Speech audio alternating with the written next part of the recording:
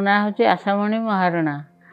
आम शैलेश विहार रोचु बयस हूँ 69 मोर आंठु जंत्रणा 10-12 वर्ष है आते औषध खाइले बहुत औषध खाइले कि जर कमुची बढ़ुची एमती चली पूरा भल होनी। प्रथम बाँ गोड़ आरंभ है तापर डाण घर गोड़ 3-4 वर्ष है बेसी बस उठ हेले होता चलिले बहुत बाट पेन होता तल बसिक उपरक उठला बेलू जंत्रणा होता।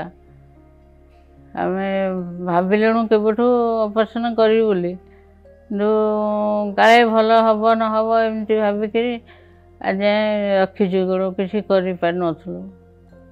तापर शुणिलु देखिलु बयस बढ़ी बढ़ी जाऊँगी रोग जदि भल न हम भविष्य को कौन हम चली पारे कि ना। तापर डॉक्टर संजीव सिंह डॉक्टर मुझे शुणिली एमती ऑपरेशन होउची अल्प समय हो जाऊँगी रोबोटिक ऑपरेशन 2-3 दिन चलाउछंदी लोक चली पारुछंदी। आम भाविलु हौ देखिए ताले पाखे ऑपरेशन करवा संगे आसिक कथबार्ता कलु कथबार्ता कर ऑपरेशन करैलु।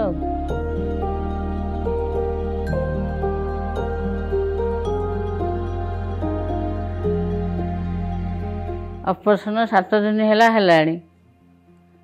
3 दिन है टिके चलाउछंदी आसिक मत हाथ छाड़ी टिके चलिया कहते कौन हाथ छाड़ी टिके पाखे जड़े रहीकि टिके चलाउछंदी काले पड़जी से आस्ते आस्ते चलाउछंदी 3 दिन है बसिले किसी बिंधा छिटिका जना पड़ूनी गोड़र किंतु भीतर दरज अच्छी तो मेडिसिन खाइला केते दिन पर एक्सरसाइज कर फिजियोथेरापी केते दिन करिया पड़िबो से सब हेले आस्ते आस्ते चलिबो।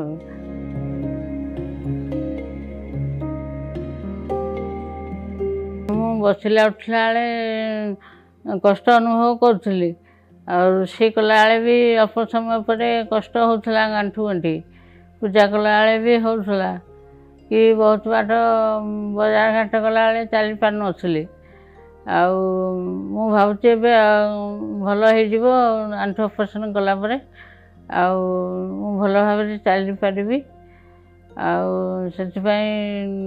डॉक्टर को मु धन्यवाद दूची केमती गोड़ सब मोर भल हो जाऊ। ये दिन मु रही समस्त नर्स कौन डॉक्टर कौन समस्ते घड़ी घड़ी के आसिक सेवा करी पचारिक जाऊँगी केतले आम असुविधा अनुभव करूँ सब भल सफा सुतरा सब टाइम रे खाया पीवा टाइम दौरान डाकिला मात्रे सांगे सांगे आसुँच ये सब देखिकी आमको भारी खुशी लगुच से डॉक्टर संजीव सिंह को धन्यवाद दूसरी केआर हॉस्पिटल को भी धन्यवाद दूसरी।